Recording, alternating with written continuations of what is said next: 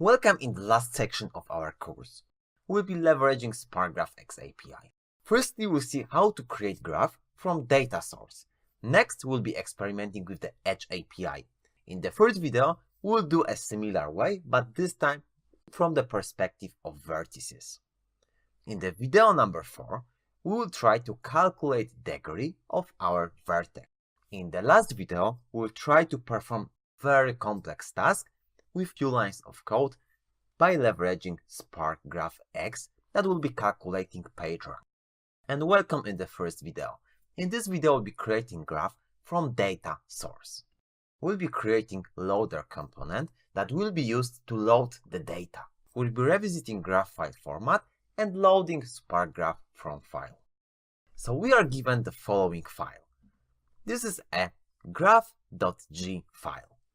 It has a structure of vertex to vertex. So if we have a line 1, 2, it means that there is an edge between vertex ID1 and vertex ID2.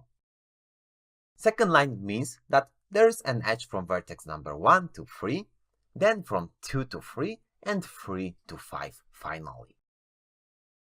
We want to take that file, load it, then we will see how it will result in Spark.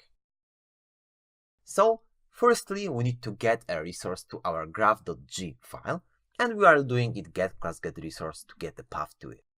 Next, we have a graph builder. That is our own component. Graph builder is simple. It's using a graph loader class from Spark GraphX, we can see here, and we are specifying the format. The format is edge list file. We saw that there is an edge between vertex A and B, so we need to specify it here. We are passing Spark context and path to file, and the resulting graph will be int.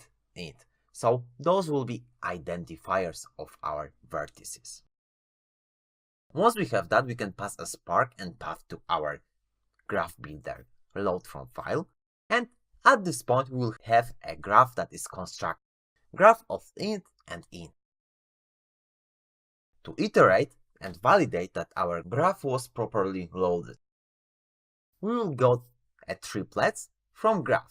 So triplets is a pair of vertex to vertex and also edge between those vertices. So we will see that structure of graph was loaded properly.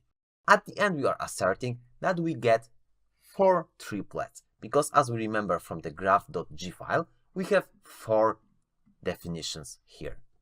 So let's start this test and see if we were able to load our graph properly.